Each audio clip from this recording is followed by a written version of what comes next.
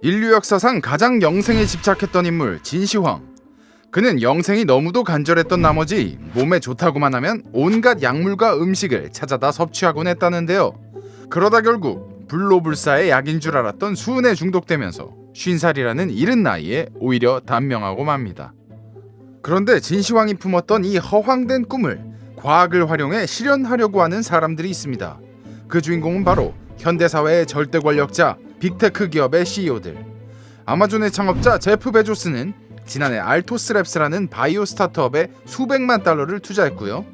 구글은 한참 전인 2013년부터 칼리코라는 자회사를 세워 노화 연구를 진행하고 있습니다.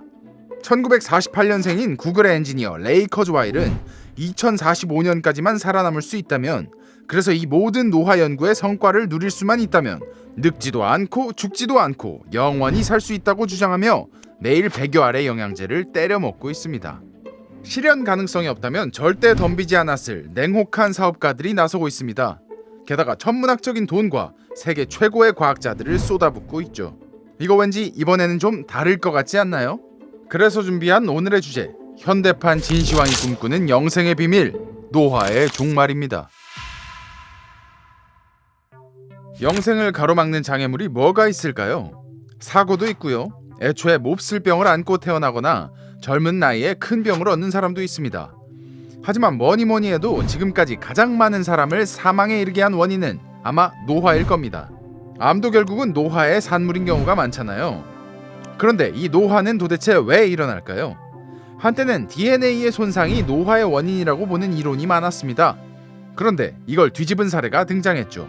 여러분도 한 번쯤은 들어봤을 법한 그 이름, 복제양 돌리. 과학자들은 늙은 양의 세포에서 추출한 DNA를 다른 줄기세포에 이식함으로써 돌리를 창조했습니다.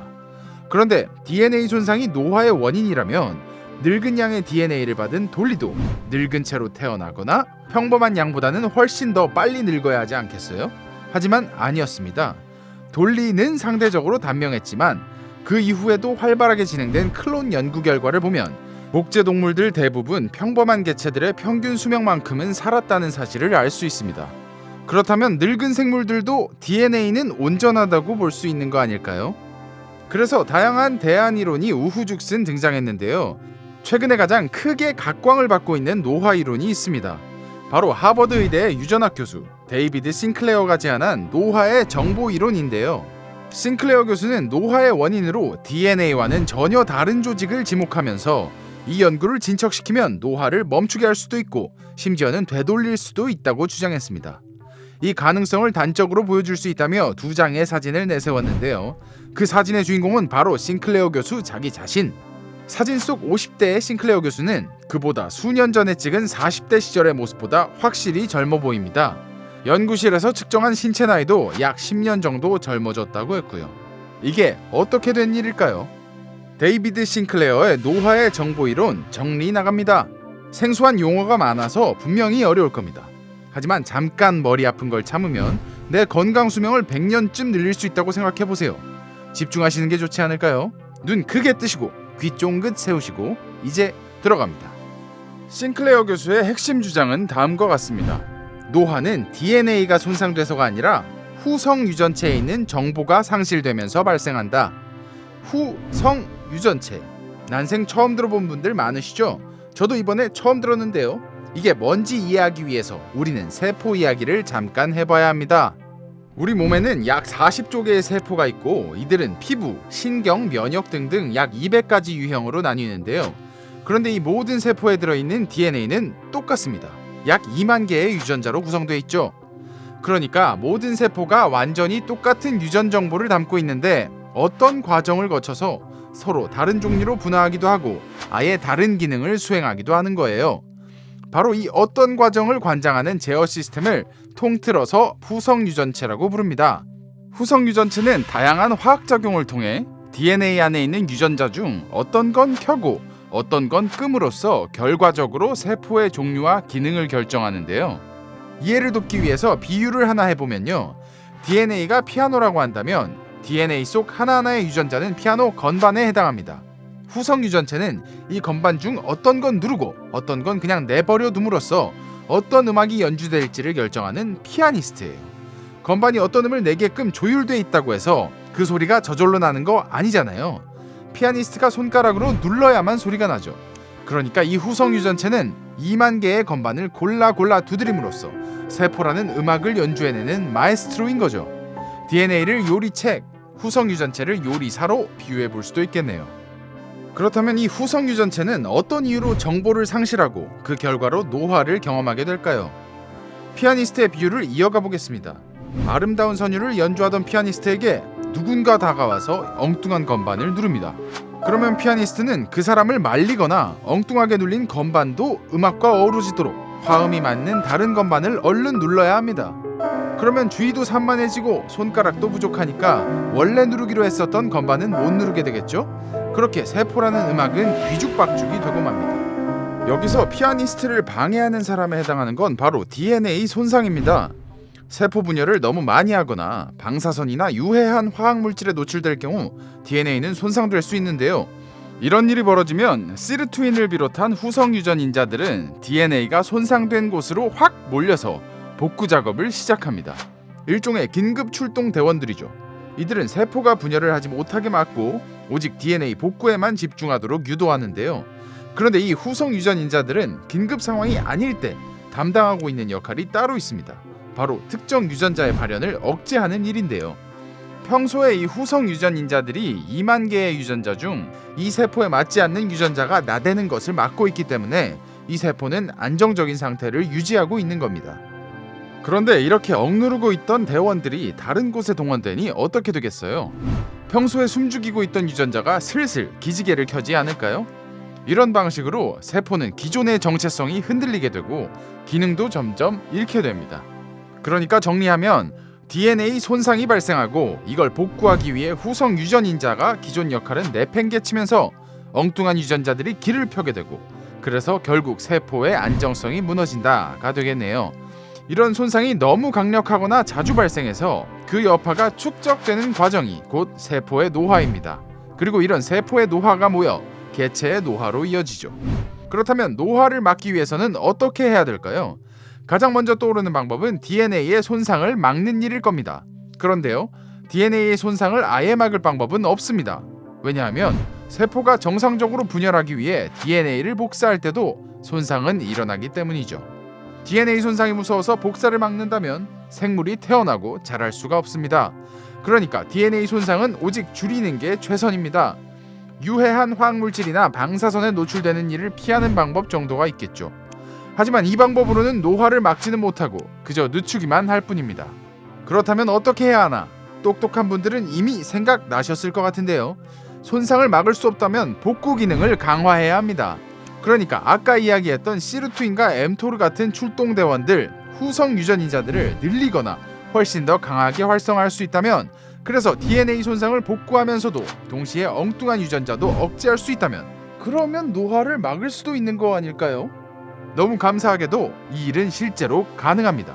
싱클레어 교수팀은 늙은 쌍둥이 쥐를 데리고 실험을 진행했습니다. 한 마리에게만 후생 유전인자와 유사하도록 실험실에서 배합한 칵테일 인자를 주입해줬는데요. 그 결과 이 생쥐는 시력과 뇌 능력이 좋아지고 근육과 신장 조직도 더 건강해졌습니다. 노화의 시계가 되돌려진 거죠. 이 두 마리의 생쥐가 바로 그 주인공들인데요. 한쪽은 청년, 한쪽은 노년인 듯 보이는 이 생쥐들은 DNA가 똑같은 일란성 쌍둥이입니다. 사람도 비슷한 사례가 있습니다. 빌 앤드루스라는 분자 생물학자는 일란성 쌍둥이로 태어났는데요. 어렸을 때부터 노화에 관심이 많았던 그는 자신의 몸을 이용해 실험을 진행했습니다. 그냥 태어난 김에 살던 형 릭과는 다르게 자신은 후생 유전인자들을 활성화시키는 데 도움이 되는 다양한 활동을 꾸준히 수행한 건데요. 그 결과 같은 DNA를 갖고 있는 두 형제의 외양이 이렇게나 달라졌습니다. 실험실에서 측정한 신체 나이 역시 약 30살이나 차이가 나죠. 진시황이 찾던 불로초가 바로 우리 몸에 있었습니다. DNA 손상을 복구하고 세포의 기능을 유지하는 후생 유전인자들이 바로 불로초였던 겁니다. 그래서 과학자들은 이들을 장수 유전자라고 부르기도 합니다. 게다가 앞서 빌 앤드루스의 사례를 통해 짐작하셨던 대로 이 장수 유전자들은 의식적인 노력을 통해 더 활성화시킬 수 있습니다. 우리 몸속의 불로초를 어떻게 늘리느냐? 이제 오늘의 영상에서 가장 중요한 대목인데요. 역설적이게도 이 장수 유전자를 활성화시키기 위해선 우리 몸을 괴롭혀야 합니다. 물론 DNA가 손상될 정도로 과도하거나 너무 잦아서는 안 되겠죠. 영구적인 손상은 가하지 않으면서도 이 몸이 얘네 장수 유전자들을 많이 필요로 하는구나 라고 인식할 수 있게끔 약한 스트레스를 계속 줘야 합니다. 이렇게 약한 스트레스나 적은 독소가 오히려 인체에 좋은 효과를 가져오는 것을 일컬어 호르메시스라고 하죠. 노화를 막기 위해 우리 몸을 어떤 식으로 괴롭히는 게 좋을까요? 가장 확실하게 검증된 방법은 열량 제한입니다. 지난 80년에 걸쳐 효모, 쥐, 원숭이, 인간 등 다양한 생물을 대상으로 진행된 연구들은 영양실조 없는 열량 제한이 장수로 이어진다는 결과를 일관성 있게 보여주고 있습니다. 그럼 이제부터 평생 소식하시며 살면 되겠네요? 참 쉽죠? 저는 못하겠지만요. 요즘처럼 온갖 산의 진미를 손쉽게 구할 수 있는 세상에서 소식은 그 어떤 일보다도 어려운 일일 수 있잖아요. 그런데 천만다행, 가끔씩만 굶어도 비슷한 효과를 낼 수 있답니다. 사흘에 한 번씩 먹이를 제한한 쥐들은 그렇지 않은 쥐들보다 약 20% 수명이 늘어났고요. 오래된 장수촌 중에서는 문화적인 영향으로 주기적으로 금식을 실천하는 경우가 많았는데요. 아직 장기 연구의 결과는 나오지 않았지만 과학자들은 대체로 하루 중 16시간 또는 일주일에 이틀, 분기에 일주일씩 굶는 간헐적 단식을 통해 장수 유전자를 활성화시킬 수 있다고 짐작하고 있습니다. 운동도 우리 몸에 좋은 스트레스를 유발하는데요. 운동은 시르투인을 활성화하는 조효소인 NAD 농도를 증가시킬 수 있습니다. 이렇게 장수 유전자를 활성화시키기 위해서는 심박수와 호흡을 상당 수준 높일 수 있는 고강도 인터벌 트레이닝을 하는 것이 좋은데요. 이 HIIT는 1분간 숨이 턱끝까지 차오를 정도로 고강도로 운동을 수행하고 그 뒤 1에서 2분 동안은 저강도로 운동하는 식으로 세트를 구성해 7회에서 10회 정도 반복하는 운동법입니다. 우리 몸을 불편한 온도에 노출시키는 것만으로도 장수 유전자를 자극할 수 있습니다. 장시간 추위에 떨게 되면 우리 몸에는 갈색 지방 조직이 늘어나는데요. 어떤 생쥐 연구에 따르면 이 갈색 지방이 많은 개체가 추위에 노출됐을 때 시르투인이 훨씬 더 많아지는 것으로 밝혀졌습니다. 일주일에 2회에서 4회에 걸쳐 총 11분 정도 차가운 물에 들어가거나 찬물로 샤워를 하는 것만으로도 이 효과를 기대할 수 있다고 합니다. 더운 상황도 비슷한 효과가 있는데요. 한 연구에 따르면 어떤 효모를 버틸 수 있는 가장 뜨거운 온도의 환경에 노출시키자 NAD 생산량이 늘어나고 시르투인이 훨씬 더 활성화됐다고 합니다. 우리는 주기적으로 약 80도에서 100도 사이에 매우 더운 사우나에 가면 비슷한 효과를 거둘 수 있는데요. 한 번 방문 시에 약 15분에서 20분씩 3회 정도 사우나욕을 즐길 수 있다면 최고라고 합니다. 몸에 어느 정도 스트레스를 가해야 하는 일이다 보니 전부 쉽지 않죠. 그래서 다들 이번에 소개해드리는 방법을 가장 선호하실 것 같은데요. 시르투인을 활성화한다고 알려진 NAD 조효소를 영양제로 직접 섭취할 수도 있습니다. NAD는 시르투인의 연료 역할을 하는데요. 나이를 먹을수록 온 몸에서 NAD 농도가 줄어드는 것으로 알려져 있습니다. NR 또는 NMN을 포함하는 영양제를 먹으면 되는데요. 이들은 몸에서 NAD로 전환돼서 섭취할 경우엔 약 2시간 동안 체내 NAD 농도가 25%까지 올라가는데요. 사람을 대상으로 한 연구는 아직 결과가 나오지 않았지만 호주의 한 연구팀이 늙은 생쥐에게 NMN을 투여했더니 그동안 생쥐의 생물학적인 체력 한계라고 여겨졌던 3km를 넘겨 끝없이 쳇바퀴를 돌아댔다고 합니다. 폐경을 맞이했던 어떤 여성은 다시 월경을 시작하는 케이스도 발견됐다고 하니까 노화를 되돌리는 효과가 어느 정도는 있는 게 분명해 보입니다. 지금 당장 늙지 않을 수 있다고는 아무도 장담할 수 없습니다. 하지만 이쯤 되니 영생이 완전히 허무맹랑한 목표는 아니겠다라는 생각이 드시지 않나요? 연구 결과가 좋다면 머지않은 미래에는 앞서 소개해드린 귀찮은 일을 모두 하지 않더라도 알약 하나만으로 더 강력한 효과를 낼 수도 있게 될지 모릅니다. 그러니까 현대판 진시황들이 저마다 흥분해서 천문학적인 돈을 쏟아붓고 있는 거죠. 하지만 지금 당장 우리가 내릴 수 있는 결론은 오직 하나뿐입니다. 부지런한 사람만이 오래 살아남을 수 있다. 적게 먹고 많이 움직이고 땀 뻘뻘 흘리고 와들와들 자주 떨고 영양제 잘 챙겨 먹는 사람이 무조건 더 오래 살 겁니다. 그렇게 삶을 이어가다 보면 언젠가 저 부자들이 더 확실한 방법을 만들어내는 날이 오지 않을까요? 200년 뒤에도 여기서 여러분들을 만날 수 있길 기원하겠습니다. 그럼 저는 운동하러 이만 오늘의 지식반쪽은 여기까지였습니다.